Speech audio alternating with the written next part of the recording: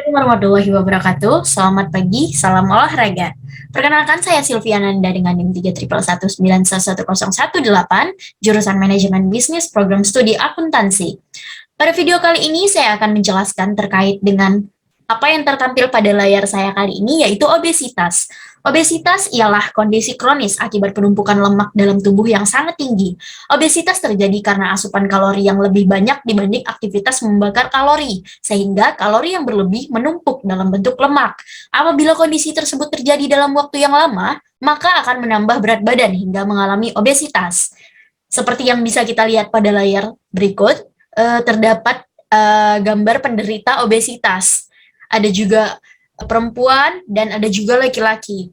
Penyebab obesitas terjadi karena ketika seseorang mengonsumsi makanan dan minuman tinggi kalori tanpa melakukan aktivitas fisik untuk membakar kalori berlebih tersebut, kalori yang tidak digunakan itu selanjutnya diubah menjadi lemak di dalam tubuh, sehingga membuat seseorang mengalami pertambahan berat badan hingga akhirnya obesitas. Faktor-faktor lain penyebab obesitas antara lain, yang pertama, faktor keturunan atau genetik, kemudian efek samping obat-obatan, kehamilan, kurang tidur, pertambahan usia, penyakit, atau masalah medis tertentu. Nah, jadi teman-teman yang masih muda, kalau kurang tidur, nah itu bisa menyebabkan obesitas loh. Jadi kita jangan kurang tidur ya.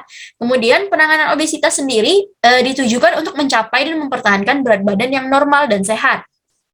Untuk mencapai tujuan tersebut, maka perlu dilakukan perubahan pola makan, melakukan beberapa cara menahan nafsu makan, dan peningkatan aktivitas fisik. Di samping itu, ada beberapa metode pengobatan lain untuk mengatasi obesitas. Misalnya yang pertama, mengonsumsi obat penurun berat badan.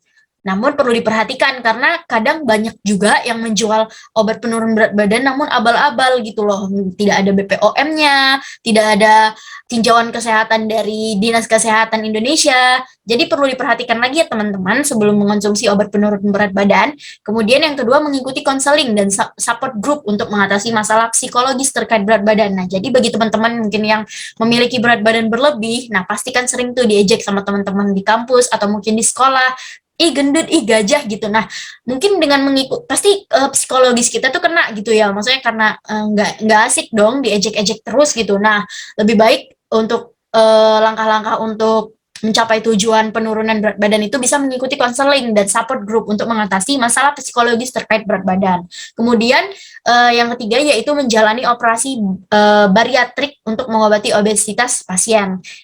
Bariatrik sendiri ini sudah pernah dilakukan untuk saudara Arya yang seperti tertampil pada layar berikut ini, dia itu dulu berat badannya besar sekali ya, seperti yang bisa kita lihat itu ada after dan before-nya, before dan after maksud saya. Nah, afternya itu bisa terlihat pada yang sebelah kanan yang lagi ada saya tunjuk menggunakan pointer ini. Nah, itu jadinya dia lumayan ya, lumayan berkurang berat badannya karena operasi bariatrik tersebut gitu. Nah, untuk mencegah eh, terjadinya obesitas, olahraga yang efektif eh, untuk penderita obesitas sendiri yaitu bisa berjalan kaki, kemudian berjalan di dalam air, berenang, jogging, kemudian bisa melakukan angkat beban. Angkat beban ini perlu menggunakan trainer ya, tapi teman-teman, nah gitu. Tapi yang paling mudah dikerjakan yaitu berjalan kaki, kemudian jogging gitu sih. Intinya kita harus menambah kegiatan fisik kita agar tetap bergerak. Jadi meskipun menambah kalori terus, kita aktivitas fisiknya harus tetap berjalan gitu agar seimbang. Jadi kita menambah kalori juga membakar kalori seperti itu. Selanjutnya nanti akan saya peragakan satu olahraga yang efektif bagi penderita obesitas yaitu jogging.